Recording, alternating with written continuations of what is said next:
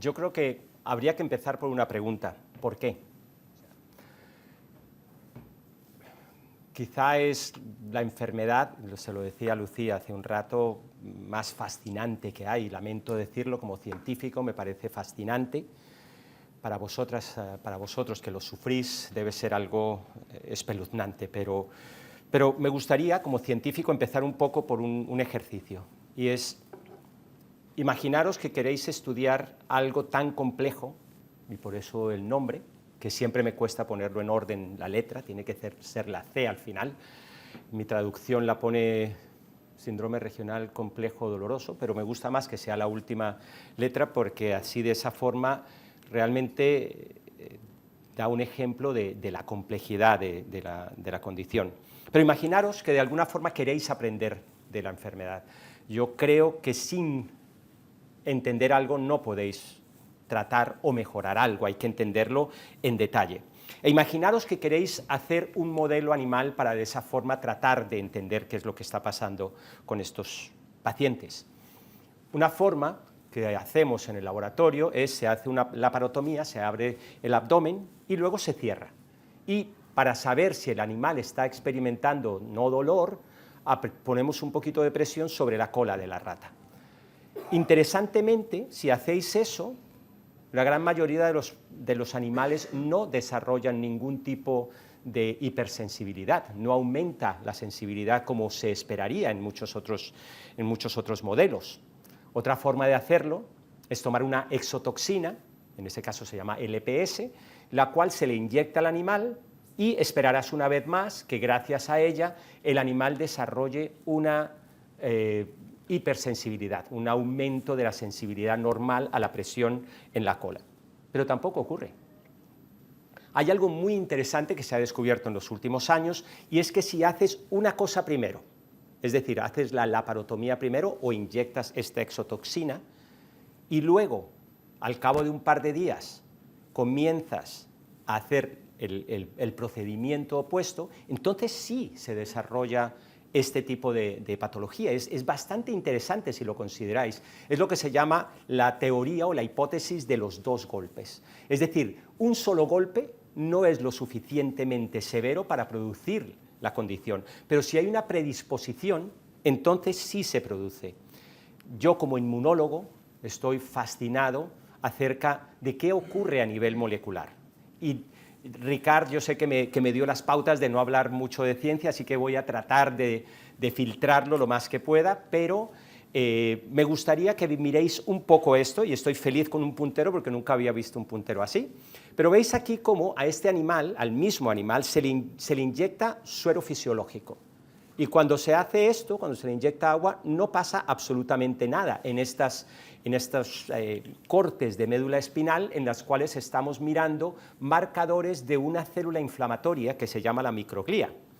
Si le ponemos la LPS, esa exotoxina de la que os hablé, veis que inmediatamente se activa esas células en la médula espinal. Lo mismo ocurre cuando haces la laparotomía únicamente. Pero solo cuando haces las dos cosas se produce esta activación masiva de estas células.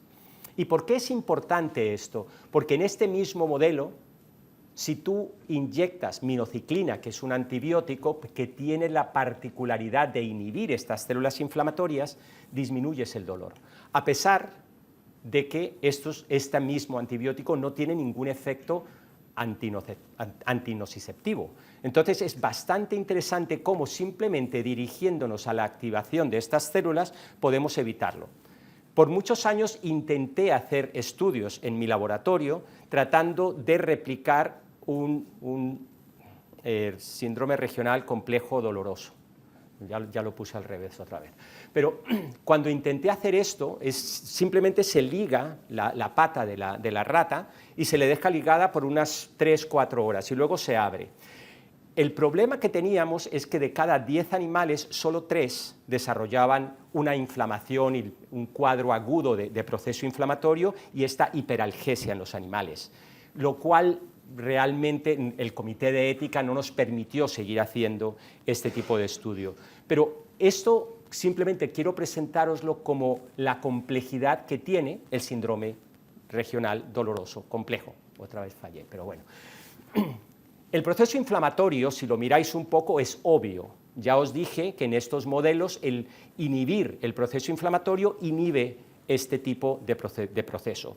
Hay dos tipos de inflamación, uno que se produce a nivel periférico, donde está la lesión, y a ese nivel los mastocitos, las células inflamatorias que llegan al sitio de la lesión, comienzan a liberar diferentes citoquinas, que son unos pequeños péptidos, unos grupos de aminoácidos pequeños, los cuales promueven el proceso inflamatorio.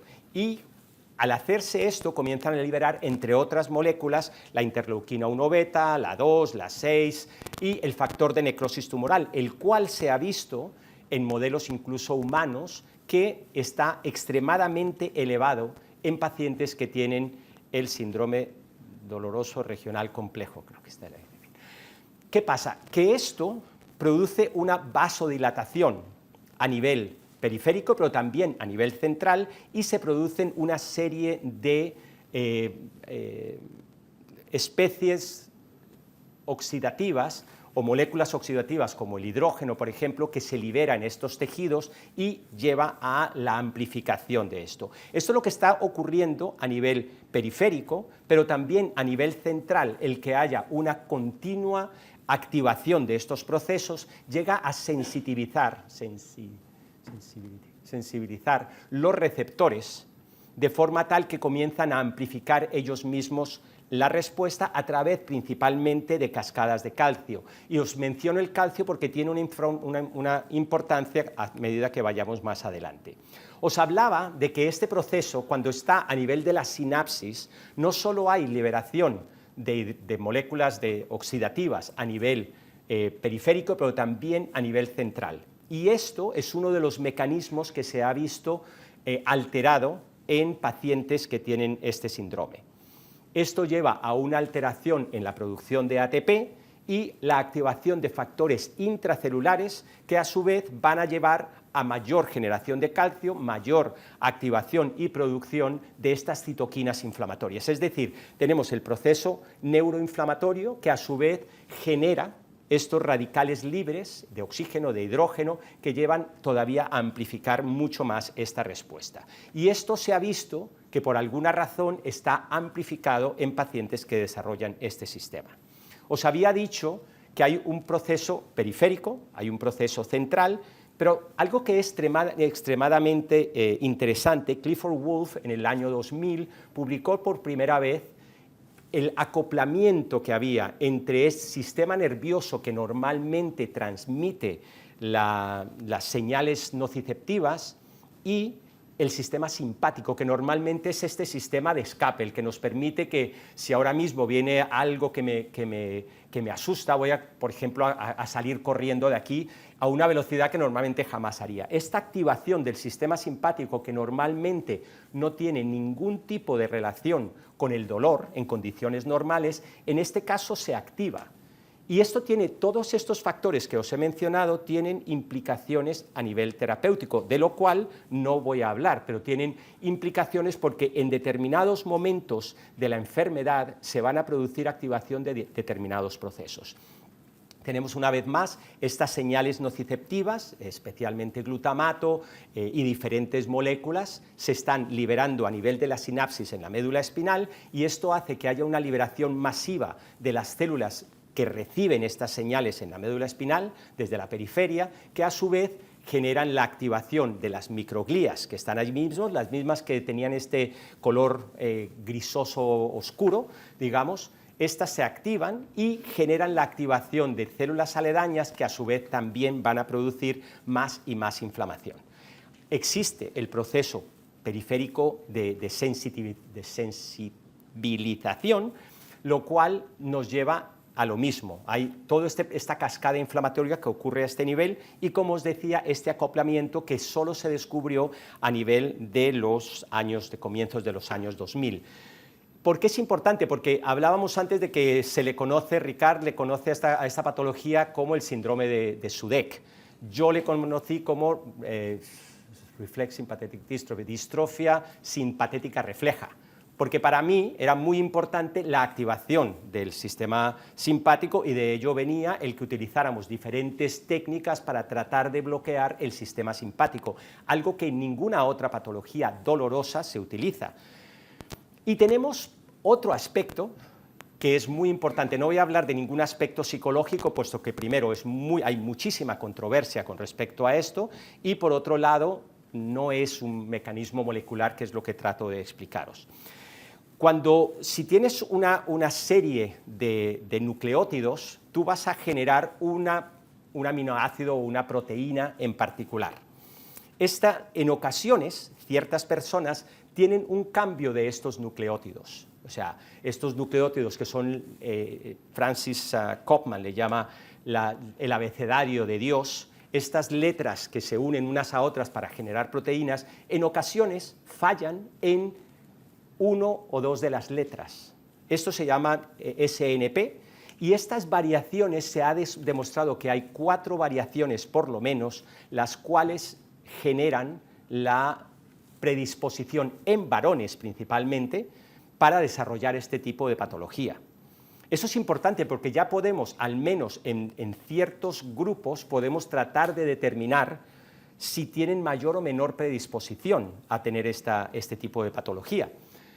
Es interesante, sin embargo, que la gran mayoría de pacientes que sufren de este síndrome son mujeres, son generalmente posmenopáusicas, que la incidencia, el número de casos por año por cada 100.000 habitantes ha ido aumentando, pasamos de 5.5 hace alrededor de 15 años cuando se comenzaron a hacer estos estudios, a que hoy en día hay 29 casos por cada 100.000 habitantes, es decir, de alguna forma se está aumentando la frecuencia. Todos sabemos que la inmovilidad, que me llamó muchísimo la atención lo que me decía Lucía hace un rato, que generalmente aquí los pacientes son referidos al traumatólogo, que en los Estados Unidos sería lo último que querríamos hacer. Lo que querríamos es quitarlo de sus manos para que alguien pudiese evaluar qué es lo que está pasando con estos pacientes.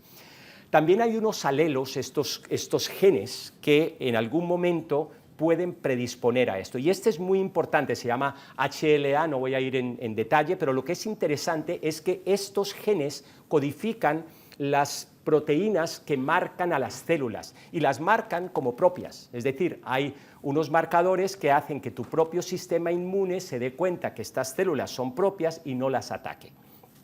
Este HLA se ha descubierto 2 variaciones del mismo también que pueden llevar a la predisposición de esto. Os hablaba antes que el pico de incidencia es en mujeres posmenopáusicas entre los 40 y 70, por lo cual se estima que podría haber un factor hormonal. Pero lo importante de esta parte, digamos, demográfica, es que no hay consistencia. Lucía me decía que empezó a los 29 años sus síntomas, es decir, no estaría en ninguna de estas clasificaciones. Por lo tanto, podemos aprender, y hoy en día mucho más que antes, a través de la inteligencia artificial, que por cierto, lo que habéis hecho en España, os felicito, porque yo hace 20 años intenté comunicarme con la Sociedad Americana de RSD en aquel momento y no pude hacerlo porque quería hacer estudios genéticos para tratar de encontrar si había algún tipo de predisposición. Así que os felicito que lo estéis haciendo aquí porque realmente es maravilloso.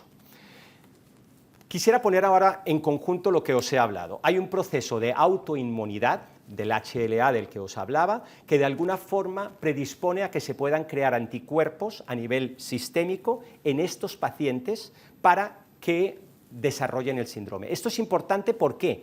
Porque si entendemos que un paciente determinado puede tener esta activación de mecanismos en el desarrollo de su patología, podríamos tratar de enfocar nuestra terapia a terapias inmunomodulatorias.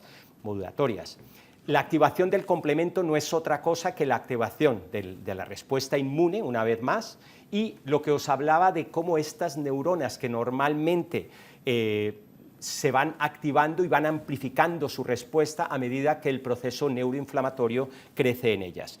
Y por último, algo que venimos haciendo de forma casi anecdótica por muchísimos años, la inyección de los diferentes ganglios simpáticos tratando de mejorar la sintomatología. Quiero decir que en mi caso jamás lo utilicé como única terapia, siempre era un paso para que éste facilitase algo que es muy importante para evitar la distonia, era como un paso para que permitiese el hacer la terapia física, que es fundamental.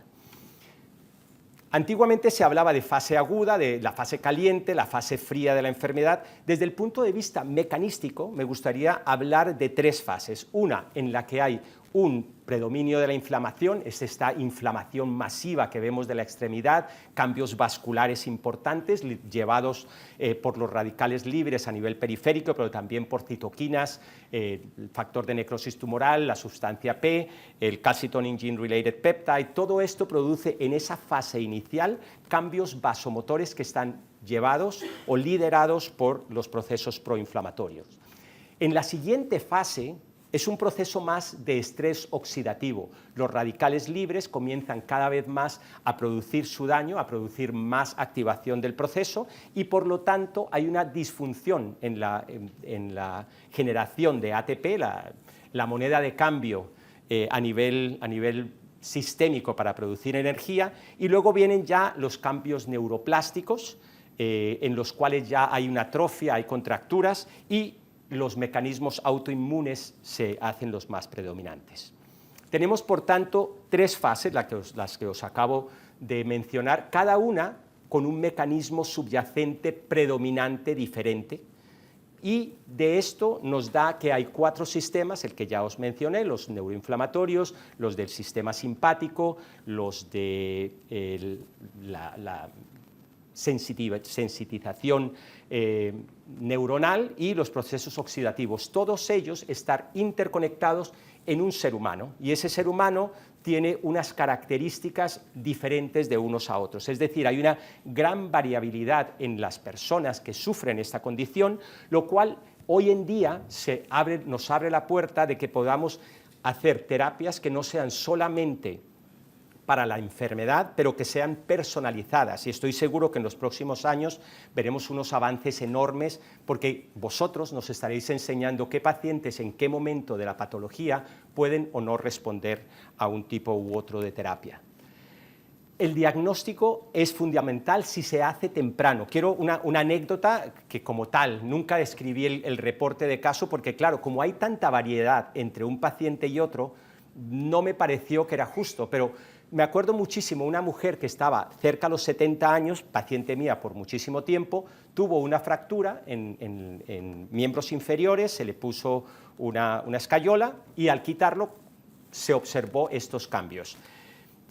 Pude haber hecho muchas otras cosas, pero puesto que la conocía de hace mucho tiempo, ya estaba tomando algunos medicamentos, decidí hacer un test de prueba de estimulación, que no estoy ni muchísimo menos diciendo que se haga. Pero lo que fue fascinante para mí es que los test de prueba en los Estados Unidos se hacen simplemente poniendo la aguja, avanzando el cable y luego se pegan a la piel. A los 10 días la mujer no tenía ningún síntoma. Yo dije, bueno, está funcionando, tienes que volver y en un mes o así voy a tratar de ponerte en mi horario para llevarte a cirugía. La mujer nunca regresó para hacerse el permanente, porque de alguna forma, bien sea la historia natural de la enfermedad, que esa mujer se iba a curar con o sin mí, o a pesar de mi actuación, esta mujer mejoró y jamás volvió a desarrollar estos síntomas, que en aquel momento tenía la alodinia, tenía el edema, tenía todos los hallazgos clínicos de esta condición.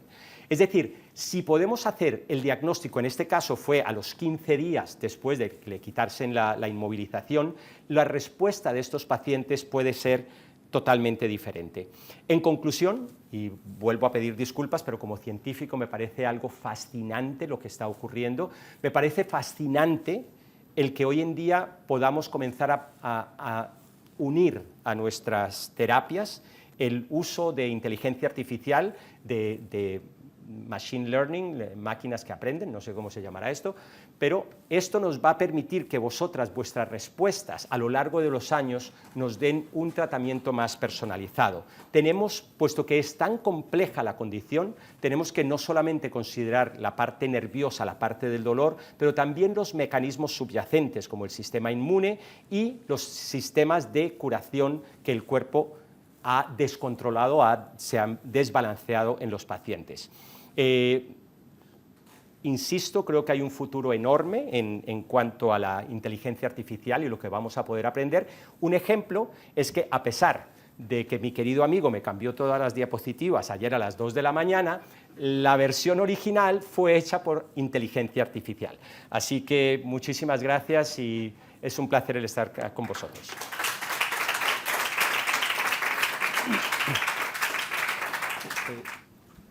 No, decir que ha sido muy ilustrativo y ojalá nos cruzáramos más a menudo con médicos que saben lo que es nuestra patología de una forma tan...